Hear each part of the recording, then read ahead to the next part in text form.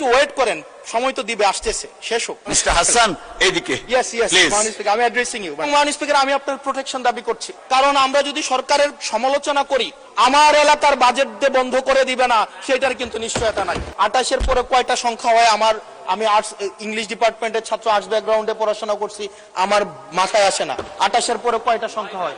28-এর পরে না, 28-এর পরে 9টা না, এটাও হয় নাই। 28-এর পরে 28 লক্ষ কোটি টাকা বিদেশে পাচার করা হয়েছে।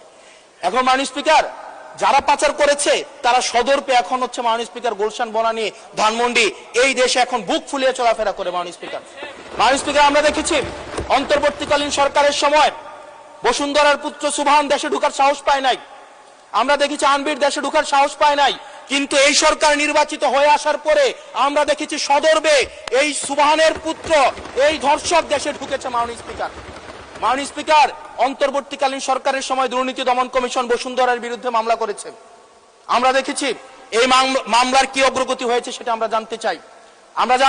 আন্ডার টেবিল কোন ধরনের সমঝোতা হয়েছে কিনা, যদি সমঝোতা না হয়ে থাকে তাহলে তাদের বিরুদ্ধে আইনগত ব্যবস্থা নিতে বাধাটা কোথায় সেটা বাংলাদেশের মানুষের সামনে প্রকাশ করতে হবে। মাননীয় স্পিকার, অন্তর্বর্তীকালীন সরকার এই বসুন্ধরা গ্রুপ যারা বিদেশে টাকা পাচার করেছে, মানুষের সম্পদ দখল করেছে এবং মিডিয়ার মধ্য দিয়ে আওয়ামী লীগের গুম খুন হত্যাকে যারা বৈধতা দিয়েছে, তাদের খুঁটির জোর কোথায় সেটা আমরা জানতে চাই। মাননীয় স্পিকার, আমরা মাননীয় স্পিকার অবশ্য শুনতে পেয়েছি, বললে অবশ্য অনেকে রাগ করে। মাননীয় সদস্য, আপনার সময় শেষ হয়ে গেছে, তারপরেও চিফ হুইপ মহোদয় অনুরোধ করেছেন আরো 3 মিনিট বাড়ানো হলো। থ্যাংক ইউ মাননীয় স্পিকার। মাননীয় স্পিকার, আমরা শুনতে পেয়েছি বা দেখতে পাই এবং সরকার দলেরই অনেকে মাঝে মাঝে আমাদের কাছে এসে দুঃখ প্রকাশ করে যে আসলে আমরা জেল খেটেছি, আমরা কষ্ট করেছি, আমাদের সন্তানদের সাথে আমরা থাকতে পারি নাই, কিন্তু আমাদের দলে কিছু কিছু মানুষ বসুন্ধরার অ্যাডভাইজর হিসেবে কাজ করে, তাদের মিডিয়ার অ্যাডভাইজর হিসেবে কাজ করে। মাননীয় স্পিকার, যেই মিডিয়া তারেক রহমানকে, মাননীয় প্রধানমন্ত্রী তারেক রহমানকে দেশদ্রোহী হিসাবে ফ্রেমিং করেছে, সেই মিডিয়ার অ্যাডভাইজর হিসেবে আজকে বসুন্ধরা গ্রুপে আজকে এই সরকার দলীয় সংসদ সদস্যদের অনেকেই তারা সেখানে যুক্ত। মাননীয় স্পিকার, এটা আমাদের জন্য না, বরং তাদের সহকর্মীদের জন্য এটি তাদের হৃদয়ে রক্তক্ষরণ হয়, সেটি আমরা জানি। মাননীয় স্পিকার, এই বসুন্ধরার বিরুদ্ধে যারা কথা বলে তাদের বিরুদ্ধে মিডিয়া লেলিয়ে দেওয়া হয়। মাননীয় স্পিকার, আমরা যারা ঋণ খেলাপি, যারা ব্যাংকগুলোকে দখল করেছে, যারা গণতন্ত্র পথকে রুদ্ধ করেছে, গুম খুনের বৈধ, একটু ওয়েট করেন, সময় তো দিবে, আসতেছে, শেষ হোক। যারা গুম খুনের, আমি আপনাকেই বলছি মিস্টার হাসান এইদিকে, মাননীয় স্পিকার, আমি অ্যাড্রেসিং ইউ। মাননীয় স্পিকার, যারা গুম খুনের বৈধতা উৎপাদন করেছে তাদের বিরুদ্ধে আমরা অন্তত বিএনপি থেকে স্ট্রিক্ট আমরা অ্যাকশন দেখতে চাই। মাননীয় স্পিকার, মাননীয় প্রধানমন্ত্রী প্রতিশোধ পরায়ণ হন নাই, আমরা সেটাকে ওয়েলকাম জানাই।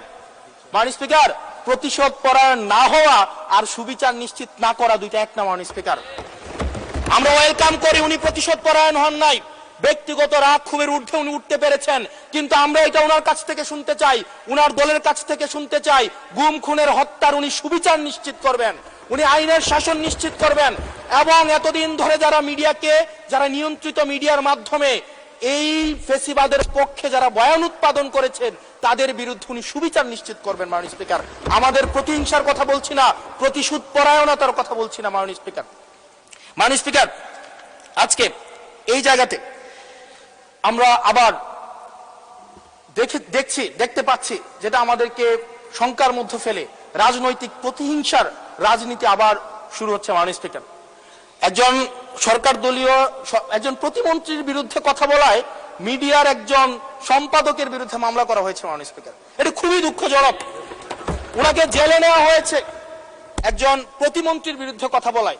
এবং মাননীয় স্পিকার, আমি আপনার প্রোটেকশন দাবি করছি, কারণ আমরাও বলতে ভয় পাই, কারণ আমরা যদি সরকারের সমালোচনা করি, কোন প্রতিমন্ত্রীর বিরুদ্ধে কথা বলি, মন্ত্রীর বিরুদ্ধে কথা বলি, আমার এলাকার বাজেট দিয়ে বন্ধ করে দিবে না, সেটার কিন্তু নিশ্চয়তা নাই। সেই কারণে আমাদের মধ্যে অনেকেই কথা বলার সময় আওয়াজটা একটু কম করে বলে। মাননীয় স্পিকার, আপনার কাছে অনুরোধ করি, আমার জন্য আমার এলাকার মানুষকে যেন বঞ্চিত করা না হয়।